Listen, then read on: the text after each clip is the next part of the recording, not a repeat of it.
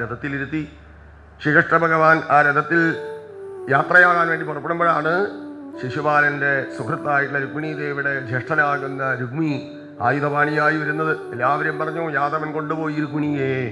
ഇത് കേട്ട് പെട്ടെന്ന് ആ ശിശുപാലന് മോഹാലസ്യം വന്നു.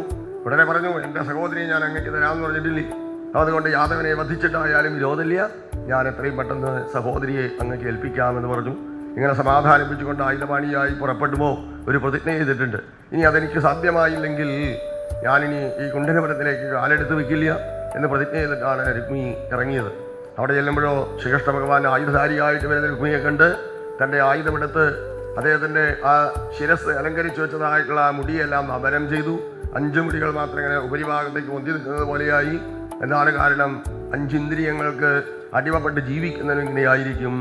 രുക്മിണീ ദേവി സഹോദരന്മാരായിട്ടുള്ള 5 പേര് ഈ ഇന്ദ്രിയങ്ങൾക്ക് തുല്യമായിട്ടുള്ളവരാണ്. ഇന്ദ്രിയങ്ങൾ ഭഗവാനിലേക്ക് പോകുമ്പോൾ നമ്മളെ തടുക്കും.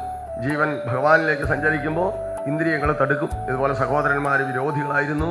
പക്ഷെ എന്നാലോ രുക്മിണീ ദേവിയാകട്ടെ ഭഗവാനിലേക്ക് എത്ര ആഗ്രഹിച്ചു.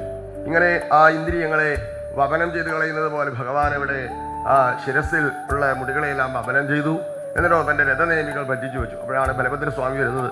എങ്ങോട്ടാണ് ശ്രീകൃഷ്ണൻ രഥത്തിൽ കയറി പോയിരിക്കുന്നത് അന്വേഷിച്ച് വരുമ്പോഴാണ് ഭൈഷ്മക മഹാരാജാവിൻ്റെ കുണ്ഠനപുരത്തിലേക്ക് വന്നിരിക്കുന്നു. ഉടനെ തന്നെ ആ രുക്മിണിയെ അങ്ങോട്ട് കൊണ്ടുപോകാൻ ശ്രമിക്കുന്ന സമയത്ത് രഥത്തെ നോക്കിയിട്ട് ചോദിച്ചു, ഇതെന്താണ് വിശിഷ്ടമായിട്ടൊരു വസ്തു ഒട്ടിച്ചു വെച്ചിട്ടുണ്ടല്ലോ, ഇതെന്താണ് നമ്മുടെ രഥത്തിൽ പുതിയൊരു ചിഹ്നം? അപ്പോഴാണ് പറഞ്ഞത്, ഇത് ഭാര്യാ സഹോദരൻ രുക്മിണീ ദേവി പാദം പിടിച്ചുകൊണ്ട് എൻ്റെ സഹോദരനാണ്, വധിക്കരുത് എന്ന് പറയുമ്പോഴാണ് ഭഗവാൻ ഉപേക്ഷിച്ചത്.